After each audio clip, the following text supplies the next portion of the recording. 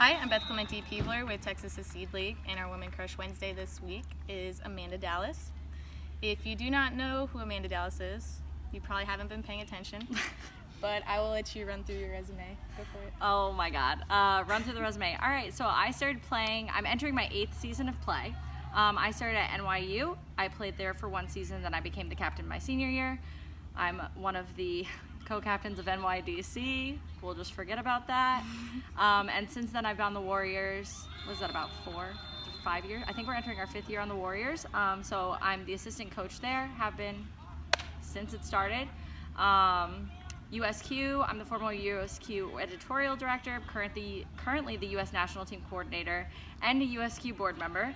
I'm the editor-in-chief of the 8th Man, and I am a commissioner for MLQ. I've served as a Titans manager, Titans player. I'm reffing. Here we are. That's the rundown. Did you say MLQ?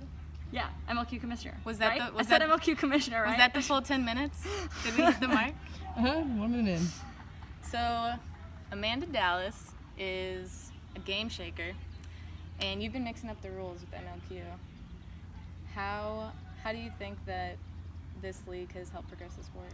Oh man, I mean the biggest thing is like it's mostly my gameplay department, and my co-commissioner Ethan Sturm does a lot of the work. But co-commissioner, as Miguel very rightfully labeled him. But basically, you know, we started out with what seemed like very basic and intuitive rule changes for us to sort of add the timeouts. Timeouts are in pretty much every sport, so why wouldn't you have timeouts? And just like limiting the game time, because Quidditch was in a state where like tournaments were never running on time ever. And we wanted to produce a product where it was, you could follow it on media, you could follow it on social media, you knew when your favorite team was playing, and you literally cannot do that without some sort of time cap. Right. Because you never know how long the game's gonna go. And we also sort of, I would say we sort of boosted the responsibility of seekers to be their best by cutting the snitch handicaps. It's one of those where this is MLQ, it's supposed to be the best in the sport, so why shouldn't our seekers be able to catch without a snitch handicap? Right. And on the same token, like our snitches shouldn't be in a handicap situation, because the seekers should be good enough to catch them. USQ obviously has adopted like portions of our rules each year. Oh, we also introduced the reset rule, which I always forget. Thanks, Texas State. Yeah, Texas State, thank you. You are the primary reason we introduced the reset rule to MLQ. It's on record. Yeah, and obviously like USQ adopted a version of that. USQ is now going to be adopting timeouts. So, I mean, today, just at the divisional games, we're testing out two-handed tackling and some weird game time score cap situation that honestly, like, I did not do too much reading on because I've been doing a million other things. But I mean, I genuinely think we are transforming the game of Quidditch and bringing it to a level where it can eventually be a professional sport, and it is more consumable. I think it's definitely a good step forward, and I had talked to Sarah Nealing back at the Super Series, and we were talking about how it's kind of held USQ now of they can't just get complacent, they need to be innovating and pushing the sport forward, and I think you guys have provided such a level of competition that they can't ignore you now. Yeah, and USQ has been very good the last couple of years about now communicating with us regarding like what rules are you working on this season. These are some of the ones we're looking at. Even just like the shape of the pitch with the rectangle, killing off that oval that was impossible to line correctly. Yeah, we've been working with them a lot more and collaborating with them a lot more. And we did open the door where we were like, if you have things you want to test out, like throw it to us. And if we think it's a good idea for our league, like we're willing to test it out. Yeah, it's good. Have a cooperative partnership versus kind of rivalries. Yeah, and even the IQA adopted a timeout rule after we introduced it. So it's a cool feeling. It's a cool feeling to be moving it forward. So league creation. I'm not gonna pretend like Texas Seed League is anywhere near what MLQ is, but maybe talk a little bit about your idea for forming it and maybe some of the struggles you've had, some challenges. Oh man, there could only be a couple. Yeah, so for those who don't know, it all started out on a Word doc, literally 1 page. That's it. Not Excel. That's a blow to my heart. Not even Google Docs. It's just like a Word doc. And Ethan Sturm had this idea for basically professional Quidditch, and it was called Major League Quidditch. We did not change the name. That was the OG name of it. And he was like, hey, I have this idea for this league. would you basically be interested in running it with me and founding it with me? And I actually told him at first that, like, this is too soon and we need to wait and not now and blah, blah, blah, blah. And then I waited a month and was like, nah, now's the time to do it. Like, now's when we need this in Quidditch. I mean, we were at a point where, like, fantasy tournaments, I'm sorry, people that love fantasy tournaments. I still host one on the Warriors. Fantasy tournaments were sort of like the thing to do in the summer. And USQ was kind of in a position where, like, community teams were beating up college teams, and it was just like some community teams were just struggling to even, like, have enough people.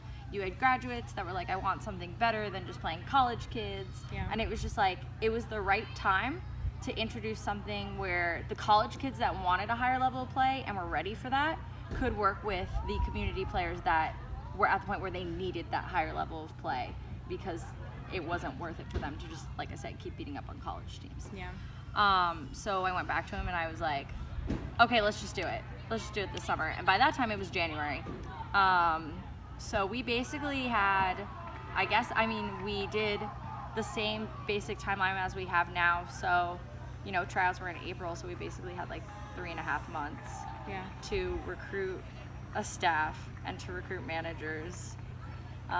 Shout out to those people that jumped on with us day one. Right on Molly board. Lensing was our original gameplay director. Andrew Canto, referee coordinator. Clay Dockery jumped in. He's still with us. I'm definitely forgetting people, and I apologize. It's hard. It's been a long weekend. Mason from the Southwest was our snitch coordinator. Yeah, I mean, having the right people is so important. Yeah. Jenna's filming this right now, and she also knows that you need a good team behind you. True dat. It just doesn't work.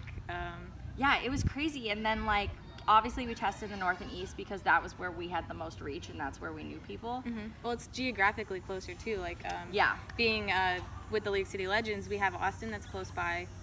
New Orleans is farther, but I mean, everyone likes to go to New Orleans, so we don't complain about that. But the geography reach to get to Kansas, I know is tough for us. It's insane, yeah. And it's tough for them too because they have to come all the way down. Is the West even more spread out? The West is insane. Yeah, the West is very spread out. And it's just, I really don't think it would have worked if we included either of those divisions in season 1. And I mean, fortunately, like, serious shout out to, like, the North and the East managers and players, because they just bought in. Like, we didn't know what we were doing, I'm not gonna lie. Like, I thought it was crazy. That first semester, I knew we had some South players that literally just moved up north just to play with those teams. I think shout out to Augie lived in my did. basement to help Yada and I run the New York Titans. Tad Walters moved up to Detroit. Mm-hmm. Yeah, it was crazy. People just bought right in, and, like, they had huge tryouts. Like, New York had, I think, around 100 people try out that season. Volunteers jumped on. It was just like the community just bought in, and we wouldn't be here without them. It's a sigh of relief. Like, I know you can put all this effort into something, and at the end of the day, if you don't have those people signing up, what are you doing? Yeah. I know when we first started Diamond Cup, we were kind of worried about that of our team's going to show up. With TSL, like, I was hoping, but I didn't expect the response that we had. But so you formed MLQ in response to fantasy tournaments. I did as well, but I was also in response to MLQ because I started your third season, so last year. Yeah. And I had played on the Legends the first year that it was available in the South and got a feel for how MLQ was running. And it's a great program, but what I noticed is that with the necessity of having limited rosters and limited geography, Texas is a huge place, and there's a huge customer base of players that want to play that are maybe just not in the right spot, or maybe they're just not at that level yet. Yeah. So I was happy to provide kind of like the People's League of everyone show up. One of the things that I was really excited about last year was coming from Texas State, there were a lot of Sharknado players or house members or people that are not on QA and they just play within our program, and they maybe didn't have the comfort level to come out to USQ stuff during the year, but they came out to TSL and just kind of eased into it.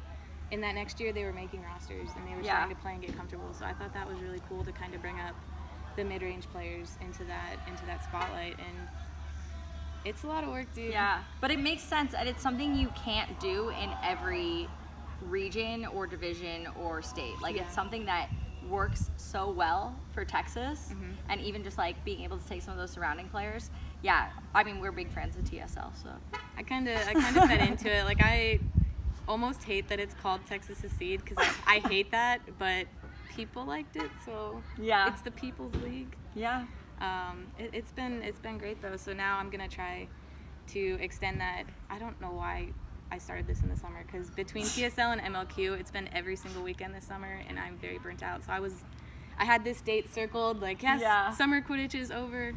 But I'm gonna extend into the fall with Femme Fatale Fantasy, which is a all-female / non-male tournament for anyone that wants to sign up. I didn't expect anyone outside of Texas to show up, but we'll see. I know I have a couple names registered that have strange area codes, so I figure they must be from out of state, and I think that would be great to get new players.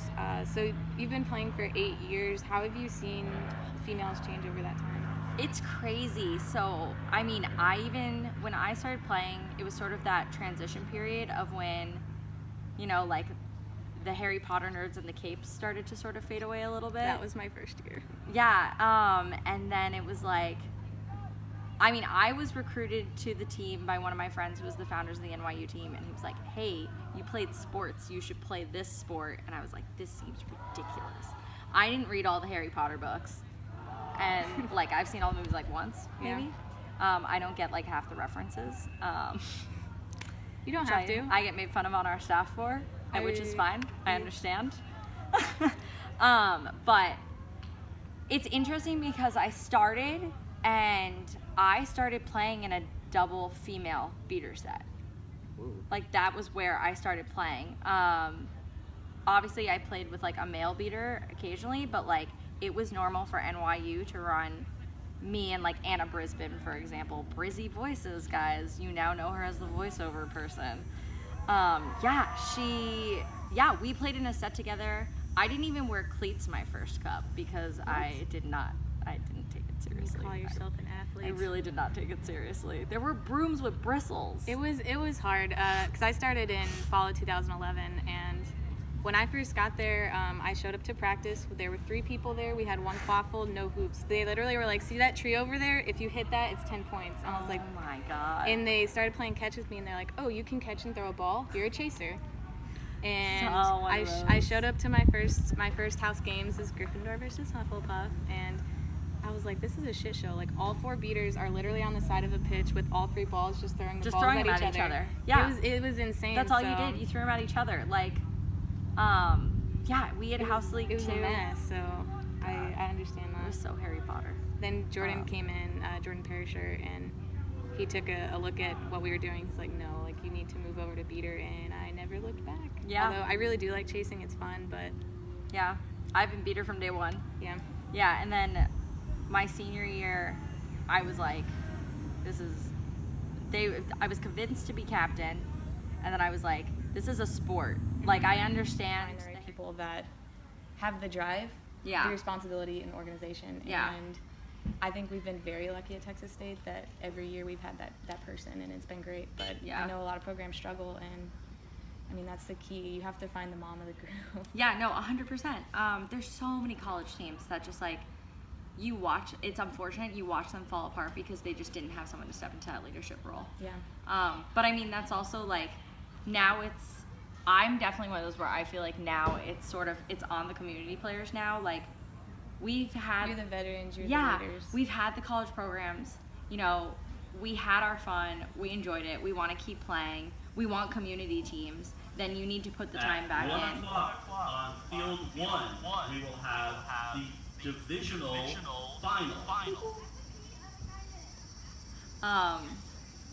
That was distracting. So now, you know, we have to give back. We have to go and coach. We need to, if you can't coach, like, just ask how you can help. Yeah. And on field 2, the divisional 3rd place game. The final You can probably just talk over him. between I the think we'll Boston find out Knight afterwards. That's what you think it's Riders gonna and pick up. Boston Outlaws. Definitely. will You'll be begin able to on hear it, field 1 but at 2 p.m. I don't know. I'm sure that you are going to be taken away. People are probably going to freak out that you're not over there. So, you know, it's on the community players now, especially if they want to keep having their community teams. Yeah. You have to build up those college players. You have to build them up, and you have to set the example too. Like, set your legacy, make them know that this is what is acceptable and this is what's expected. And when you don't come into that, they know better. Yeah. So, or you hope they know better. Right, Jenna? Right. Right, Jenna? Right.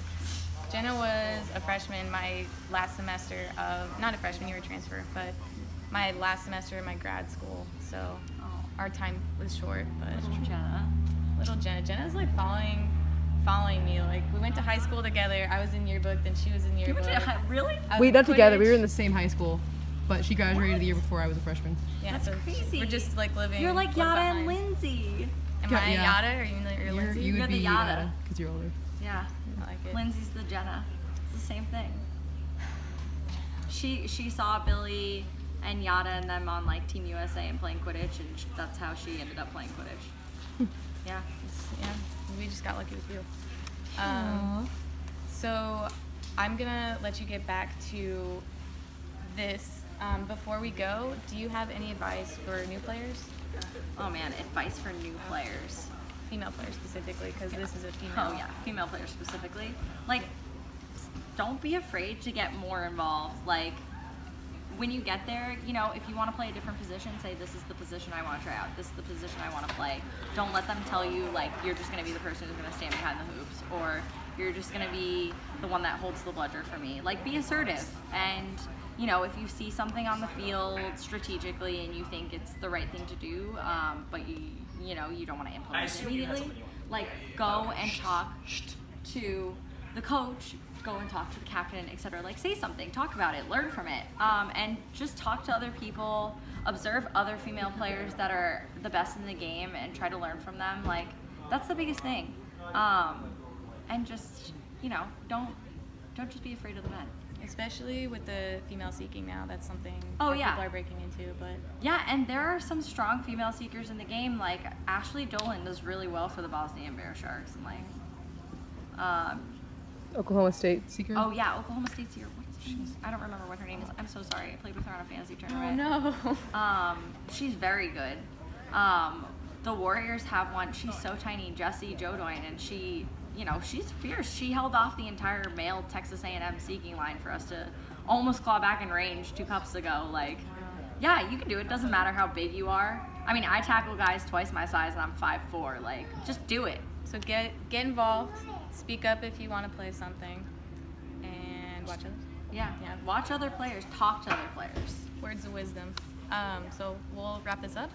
Femme Fatale Fantasy is going to be October 27th in Cedar Park, Texas. Registration is $10, and I will post the link in this video on Facebook, on the website. I'll probably tell you about it.